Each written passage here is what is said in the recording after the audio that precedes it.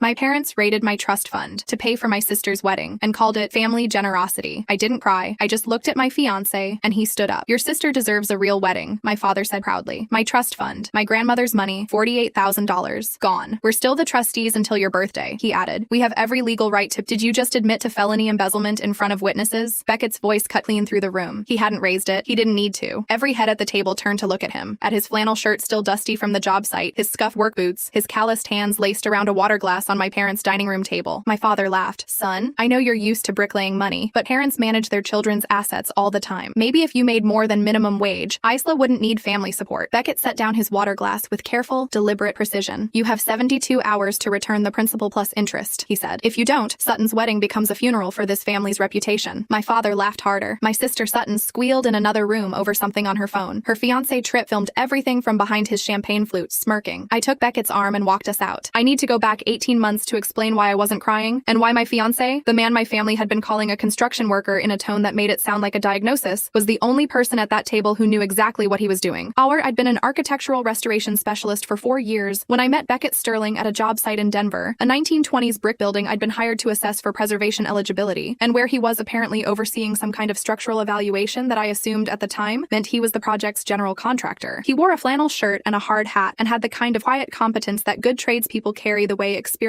surgeons carry a certain stillness, not performing knowledge, just using it without any apparent need for you to notice. We disagreed about a load-bearing wall for 45 minutes, both of us standing in the same 6-foot stretch of a dusty basement before agreeing about the solution for 5. He asked me to dinner with the directness of a man who didn't particularly believe in preamble. I said yes for the same reason. I told my family about him 2 months in, carefully. The way you introduce someone to a room you know has a low ceiling. My father's first question was what Beckett did for work. My mother's first question was the same question rephrased more elegantly. Sutton, my younger sister by 4 years, looked him up on her phone within the first 10 minutes and announced to the table that she couldn't find him on LinkedIn, which she delivered as though this were forensic evidence of something disqualifying. Beckett smiled and told her LinkedIn wasn't really his preferred platform, which was true in the same way that saying the Pacific Ocean wasn't really his preferred swimming pool would have been true, and which my family received as confirmation of everything they'd already decided about him. What my family saw every time they saw Beckett was a man in work clothes who drove a dented truck, answered questions about his career with phrases like project management and construction work and whatever needs doing, and declined every offer to be impressed by anyone in the room. They drew their conclusion in the first 15 minutes of the first dinner and never revisited it, because some people update their models when new data arrives and some people don't. And my family had always been firmly in the second category. It was, I'd come to understand, a feature of a certain kind of privilege. The assumption that your own first impression was always more accurate than the evidence that arrived after it. What I had figured out by month 3, Beckett's specific offhand knowledge of hospitality acquisition law, the call he took on a Thursday afternoon in language that didn't sound like a contractor talking to a subcontractor, the way he read a room the way certain people do when they've spent years in rooms that required it. I asked him directly one evening over takeout at my kitchen table, the way I ask clients about structural problems I've already identified, not to perform the discovery of the thing, but because I preferred to build on foundations I actually understood. He told me everything, not defensively, not with the performance of a reveal, just clearly. Beckett James Sterling, CEO of Sterling Hospitality Group, a privately held portfolio company operating 137 luxury resort and hotel properties across North America, plus 7 in active development, plus an acquisition pipeline he described with characteristic understatement as moderately aggressive. He had built the company from a single property he'd purchased at 24 with inherited capital and expanded through 9 years of methodical, patient work that looked from the outside like luck to anyone who didn't understand what 9 years of very specific, very deliberate decisions looked like from the inside. His net worth was a number I won't repeat except to say that the 10-year-old truck with the dented passenger door was a choice, not a constraint. He was private about it for reasons he explained without apology. He'd learned early that people responded to his money differently than they responded to him, and he found the version of people who responded to him, who argued about walls with him for 45 minutes in a dusty basement because they thought he was wrong and said so, considerably more interesting and more trustworthy than the other kind. He told his attorney. He told his mother. He had not told my family because my family had not asked him a single question about himself that wasn't actually a question about his income, and the two things were not the same thing. I chose not to correct them, partly because it wasn't mine to volunteer, partly because I wanted to understand who my family actually was when they thought they were in a room with someone they could safely dismiss. 18 months later, I understood them with a completeness I hadn't wanted. The first loop started 14 months before the dining room table, when my grandmother died and left me the trust. Eleanor Whitmore, my mother's mother, was a woman who had made her money in commercial real estate, spent it with taste, and kept her opinions about her own daughter's financial choices largely to herself out of a combination of love and long practice at accommodation. She left me $48,000 in a structured trust with my parents as co-trustees until my 27th birthday, 11 months away when she died, the logic being that she expected them to hold the funds intact for less than a year year before I could manage them myself. A reasonable assumption about people acting in good faith. My grandmother, for all her intelligence about numbers, still had a blind spot about her daughter. The first sign came at Easter, 3 months after Eleanor died. A passing remark from my mother about supplementing Sutton's venue deposit with flexible family funds that could be sorted out later. I told myself she meant their own savings. I held on to that interpretation for 6 more weeks because the alternative required me to believe something I was not yet ready to believe about the people who had raised me. The second sign was an email. My mother had accidentally copied me on a message to the trust's custodian bank about authorized third-party transfers that referenced a verbal consent memo I had no recollection of being asked to sign. I read it twice. I told myself I must have agreed to something I'd forgotten about, which was not something I actually believed, but which I was still able to pretend to myself for another 8 days. The third sign was Sutton's venue upgrade, from a rented event space at $12,000 to the Alta Aspen Resort's main ballroom, which I knew from professional context started at $40,000 for a weekend. Sutton did not have $40,000. Sutton had a 12,000-follower Instagram account and a fiancé named Tripp, who did something vague in brand consulting, and who had, I noticed, recently posted a photo of a watch that retailed at $14,000 as something a good week had made possible. I asked my parents about the funding. My father said Sutton deserved to celebrate properly and that the funds are all sorted. My mother talked about the flowers. I let it go. Again, the pattern I'm most ashamed of in this story is not anything my family did to me. It's the number of times I let go of something I already knew, because the alternative required a confrontation I wasn't ready to have. The fourth sign was the statement. I called the custodian bank to initiate a routine balance inquiry, and the transaction history it produced showed 3 transfers out of the trust: $16,000, $16,000, and $16,000, each spaced exactly 6 weeks apart, each listed as authorized disbursement per co-trustee approval, referencing a verbal consent memo with my name on it. The spacing I recognized immediately from 4 years of working with financial documentation in historic preservation projects was deliberate. The bank's internal flag threshold for large single transfer reviews was $7,500. Someone had looked up the threshold. I sat in a grocery store parking lot for 22 minutes, reading the same 3 lines on my phone screen before I called Beckett. "Tell me exactly what you see," he said. I told him. He was quiet for 4 seconds, his thinking pause, the one I'd learned to wait out rather than fill. "Don't contact the bank again today," he said. "Don't say anything to your parents. I'll be at your apartment at 7. I sat in the parking lot for another 6 minutes before I could make myself start the car. My attorney, Diane Ferris, had been practicing trust and estate litigation for 19 years out of a Denver office that looked exactly like you'd want a litigation office to look. Stacked with files, short on decoration, the kind of place where nobody was pretending the work was anything other than what it was. She spent 45 minutes reviewing everything I'd brought before she said anything substantive. The thing I trusted about Diane was that the silence wasn't discomfort, it was analysis, and she emerged from it the same way Marcus would later emerge from his own review, with conclusions rather than questions. "This is a breach of fiduciary duty at minimum," she said. "Potentially fraud, depending on what documentation they used to authorize the transfers." "There's a consent memo," I said. "My parents told the bank I'd given verbal consent. My name is on the authorization." Diane's expression didn't change, but something behind her eyes did. "Did you give verbal consent?" "I did not know these transfers were happening until 4 days ago." "Then the memo is forged?" she said, without making it a question. "Yes." She set down her pen. "I want to be direct with you about what criminal fraud prosecution requires and how long it takes. The forged memo is your strongest piece of evidence, but it's a verbal consent document. Your signature isn't on it. Your parents will claim you agreed orally, and they memorialized it. Proving they're lying, to the evidentiary standard a criminal case requires, means depositions, discovery, expert witnesses, and probably 18 months minimum." She looked at me. "During which time Sutton's wedding will have happened, the money will be harder to recover, and your family will have used every day to construct an alternative narrative. What about civil? Faster, more likely to succeed financially. But civil still gives them time to move assets if they choose to fight." "What's the fastest version?" I asked. She considered this. "The fastest version requires them to be afraid of something more immediate than a civil filing, something with a shorter timeline than a courtroom." I thought about Beckett's 72-hour statement at the dinner table. I thought about the patience he'd described. 9 years of waiting for the right moment with the right property. I thanked Diane and drove to his office. Marcus Webb had been a forensic financial investigator for 23 years, and his particular expertise was the kind of fraud that had been designed to look like administration, the transfers that moved within thresholds, the authorizations that used legitimate-looking paperwork to cover illegitimate acts. He spent 3 days on my case before presenting his findings with the same economy Beckett used for everything that mattered. Quick pause. "If you want more stories like this in better quality, my Spotify's linked in the description. 4 things," he said. 1. The transfer amounts were calibrated to the bank's review threshold, which means someone provided that number to your parents. Most likely a financial advisor who understood the system, which extends the liability chain. 2. The verbal consent memo has a file creation timestamp 4 days after the first transfer completed. It was drafted to cover a decision that had already been executed, not to authorize one that hadn't happened yet. 3. Tripp Johnson received $4,200 of the second disbursement via direct wire. He's a downstream beneficiary of a fraudulent transfer, which exposes him personally regardless of his intent. 4. The 3 transfer structure, the timing, and the memo's backdated creation all demonstrate planning. This wasn't opportunism, this was a scheme with a timeline. He closed his folder. That matters for sentencing exposure if it gets that far. I I looked at Beckett. It's not going to get that far, Beckett said. They're going to return the money. How confident are you? I asked. Very, he said, because I'm going to make the alternative unacceptable before they have time to call an attorney. The campaign that followed was Beckett's architecture, not mine. Designed with the same patient logic he applied to every project. Let the structure bear the load it was meant to bear. Don't add weight until you understand what you're building on. He instructed me to say nothing to my parents about what I'd found, to keep attending family dinners, to accept my mother's invitation to the gala with the warmth of a woman who had agreed to sign a waiver releasing their liability and was now prepared to demonstrate family unity in front of 200 witnesses. During those 3 weeks, while I sat at my parents' table watching my father talk about Sutton's wedding with the satisfaction of a man who had solved a problem, Beckett spent his working hours negotiating the acquisition of the Alta Aspen Resorts parent company. Sterling Hospitality Group completed the purchase on a Thursday. My parents received no notification because the seller had no obligation to inform their tenants of a corporate ownership change until the closing date, and because Beckett's acquisition team operated with the same discretion he'd applied to everything else in this story. The gala was Saturday. He told me in the truck on the way there, the Patek Philippe at his wrist catching the late light when he adjusted the cuff, the flannel shirt conspicuously absent, Italian leather shoes I hadn't seen before on the floor beneath the gas pedal of the dented 10-year-old truck. It was such a specific combination of things that I felt, for a moment, slightly unsteady on a day that had not yet given me reason to feel unsteady. How long have you owned the watch? I asked, because it wasn't actually what I wanted to ask, but was the question I was capable of completing out loud. 7 years, he said. I wear it about 4 times a year. When the situation calls for it, I said. When the situation calls for it, he confirmed. I almost didn't go. I want to be honest about that. My attorney had advised against it. Diane's exact words were, "You have enough on paper. You don't need to be in the room." She was right, legally, but I had spent 6 months watching my family assume I was someone who could be managed, outmaneuvered, and eventually persuaded to sign a waiver releasing their liability. And some part of me needed them to understand that the waiver I'd agreed to sign was not the document they thought it was. Also, I needed to see Beckett in a room where my father had spent 6 months calling him a bricklayer. In his truck on the way to the gala, I saw it. A flash at his wrist when he adjusted the cuff of a white button-down shirt I had never seen before. Italian, I recognized the cut. Italian leather shoes. The flannel shirt, conspicuously, was gone. At his wrist, a vintage Patek Philippe, the kind that costs more than my father's car by a comfortable margin. He caught me noticing and covered it with a small, calm smile that I recognized as the one he used when a deal was 20 minutes from closing. Beckett. My voice came out barely above nothing. What did you do? Trust me, he said. Let them commit everything publicly. Let them lock in that venue deposit. Maximize the height from which they're about to fall. I looked at the man who had spent 6 months playing poor while my family played rich, and felt something shift in my chest that wasn't quite pride and wasn't quite love but was somewhere between the two, closer to the specific wonder of realizing you've built something with someone who is even better than you understood. Who are you? I asked. You'll find out in about 2 hours, he said. Same person you've always known, just with fewer flannel shirts. The gala was everything Sutton had wanted. 200 guests. Crystal chandeliers over the main ballroom. Ice sculptures shaped like intertwined initials. A string quartet playing at a register that cost money by the note. My parents worked the room with the ease of people who believed they were hosting a triumph. Sutton took the microphone and thanked them for their incredible generosity. She didn't say where the money had come from, because Sutton had the specific social instinct that allows some people to accept stolen gifts without ever quite asking about the provenance. My mother dabbed her eyes. My father accepted backslaps from men in tailored jackets. Then Sutton invited me to the stage. I was, apparently, the surprise element of the evening, the estranged sister, newly reconciled here to bless the wedding in front of 200 witnesses. My mother had arranged it. She'd called it, privately, the optics we need. I crossed the polished floor. My father appeared at my side from the right, a folded document in one hand and a gold pen in the other. The liability waiver I'd agreed to sign, dressed up as a heartwarming gesture of family unity. His smirk was subtle. He was savoring it. Beckett stepped forward. He reached past my father and took the microphone from Sutton's hand with the absolute, unhurried authority of a man who owns the building, which, as of Thursday, he did. Sutton, he said, his voice pleasant and completely certain. Could you check your email? She frowned, reached for her phone, scrolled. The color left her face in the specific way. Color leaves faces when the thing you're reading is a cancellation notice from a venue you paid a non-refundable deposit to, telling you that under new management, your reservation has been terminated per the resort's updated guest conduct policy. Why is my reservation canceled? Her voice came out small and cracked, and then split into something that wasn't quite a scream. Why is my wedding canceled? Beckett's smile didn't change. Because I ordered it canceled. I'm the CEO of Sterling Hospitality Group. We acquired the Alta Aspen Resort last Thursday. The ballroom went completely silent. 200 people held their breath. The string quartet lowered their bows. A screen behind the DJ booth illuminated. Beckett's head of communications had positioned the display during cocktail hour, while my father was accepting backslaps. On it, enlarged to the point where every person in that room could read them clearly, the transfer records from my trust, the metadata time-stamped forged consent memo, with my mother's name on the authorization signature, corporate acquisition papers showing Sterling Hospitality Group's completion of the Alta Aspen purchase, and in the bottom corner, Marcus Webb's forensic summary, dated and certified. The documented intent to conceal these transfers from the beneficiary makes them criminal fraud under our corporate anti-corruption bylaws, Beckett said. Sutton Cook and Trip Johnson are now blacklisted blacklisted from every Sterling property globally, 137 luxury venues across North America, and 7 in development. Tripp, who had been standing at the edge of the dance floor, stopped smiling. 3 attorneys in navy suits walked through the main doors. The lead attorney, a woman named Catherine Marsh, 17 years in financial crimes prosecution, now private practice, stepped forward. "Mr. and Mrs. Cook," she said, "we have a criminal fraud filing prepared for Monday morning. Mr. Sterling is prepared to treat this as a civil matter if full restitution is initiated immediately. Principal plus interest, totaling $60,000, wired to the trust custodian by close of business today." My father's hands shook as he pulled out his phone. My mother stood beside him, whispering in his ear with the urgency of someone trying to calculate a number they already know is too large. He drained their liquid savings. It wasn't enough. He called up the home equity line he'd never expected anyone to know existed and transferred the remainder in 3 separate transactions that he completed himself on his own phone in front of 200 witnesses. At the edge of my vision, Tripp slipped toward the exit near the kitchen, moving with the low-profile speed of a man who has determined that the situation no longer includes him. Nobody stopped him. Nobody had to. Sutton sat down hard in the nearest chair, the one a waiter had just vacated. Her white dress wrinkled around her. Her mascara took the same route her color had taken 20 minutes earlier. The ice sculptures continued to melt indifferently on their pedestals. Beckett crossed the room to me. "Good bones," he said quietly. 200 people held up their phones. The civil restitution cleared the custodian bank's records the following Monday. $60,000 wired in 3 transactions for my father's liquid savings, and the home equity line he'd opened 4 years earlier against a house he'd told everyone in the family was paid off. Diane filed the civil confirmation paperwork Tuesday and sent me the completed documentation Wednesday afternoon with a note that said, "Cleanest resolution I've seen in 19 years. Well done." My parents' financial advisor, the one who had most likely provided the bank's flag threshold, retained his own attorney the week of the gala and has since been the subject of a separate licensing board inquiry that Diane's office flagged as a referral to the appropriate authority. His involvement is a different story, in a different room, with a different timeline, and I've made the deliberate choice to let it move at its own pace, rather than expending energy I need for other things. Catherine Marsh's office filed the criminal referral to the State Financial Crimes Unit regarding the forged memo. That matter is still under active review, which means the story my parents told about standard co-trustee authorization is currently being retold in front of people with subpoena authority, and considerably less patience for vagueness than I showed at that Easter dinner. Tripp's personal exposure from the $4,200 wire became its own matter once Marcus's report was certified and filed. He retained his own attorney the week after the gala. Sutton, I've heard from my mother in a brief, careful phone call 3 months after the fact, is reassessing the engagement timeline, which is the kind of sentence that says everything and nothing at once. I'm not sure what I feel about Sutton's current situation. I'm still working out the line between accountability and satisfaction, which are not the same thing even when they arrive at the same moment. My parents have not called me since the gala. I have received one email from my mother, 11 days after, which was 2 paragraphs long and spent most of its length explaining how much they had done for the family over the years. I read it twice. I did not write back. Diane advised against any substantive communication while the criminal referral is pending, which is professionally correct and personally convenient in approximately equal measure. My grandmother's money is in a new trust now, managed by a custodian with no family connection and a trustee who has no reason to make transfers I didn't request. I haven't decided what to do with it yet, except that I've decided to take the time to decide, which is itself a decision my grandmother would have approved of. She was a woman who believed in reading every line of a document before you signed it, and in knowing exactly who was in the room before you said anything that mattered. I learned that from her. I taught it imperfectly and too late to myself.